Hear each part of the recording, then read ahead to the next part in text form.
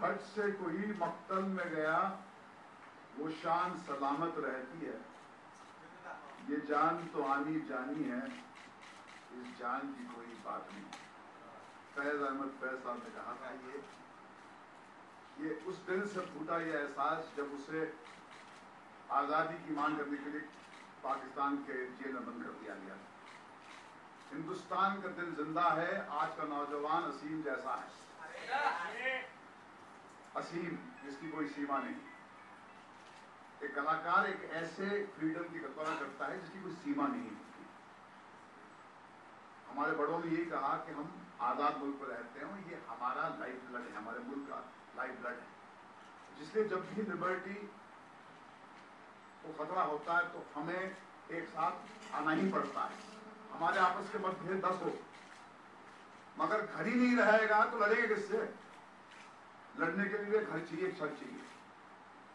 तो मेरा ये मानना है कि द वर्स्ट ऑफ टाइम्स और in fact the best of times, एक अंधेरी रात में कहीं पर कुछ जागा है हम सबके बीच, और ये वाकई जैसे माइंड साहब ने कहा कि ये असीम की जीत है, ये मीडिया की जीत है, ये डेमोक्रेसी की जीत है। और मैं तहे दिल से शुक्रिया अदा करना चाहूंगा सरकार का भी कि कहीं पर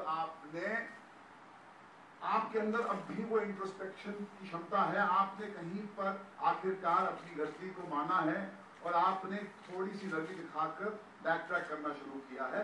बड़ा आदमी वही होता है जो फौरन गलती मानकर उसको सही करना शुरू कर देता है।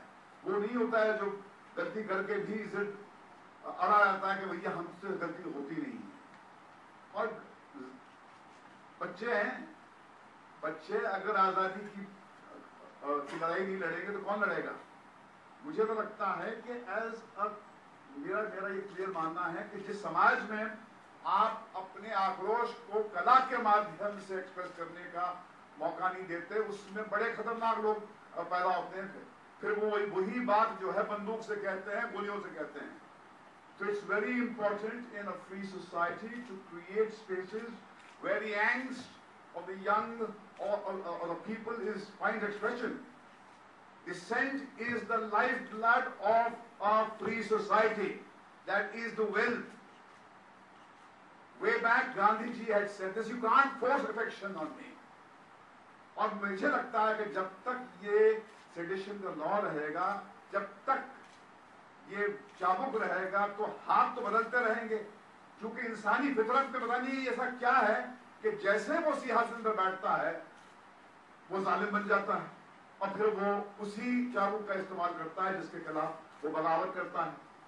तो मुझे लगता है कि वक्त आ गया है कि एक लंबी लड़ाई लड़नी चाहिए। इसलिए मैं असीम से इंतजार करूंगा कि आप बाहर आ जाएं और ये लंबी लड़ाई में सबके साथ शामिल होकर ये लड़ाई करके वो चाबुक ही छीन ले लोगों के हाथ से, ताकि ये कोई हाथ ही नहीं रहे जिसमें ये चाबुक दोबारा जाके इसका दुरुपयोग हो।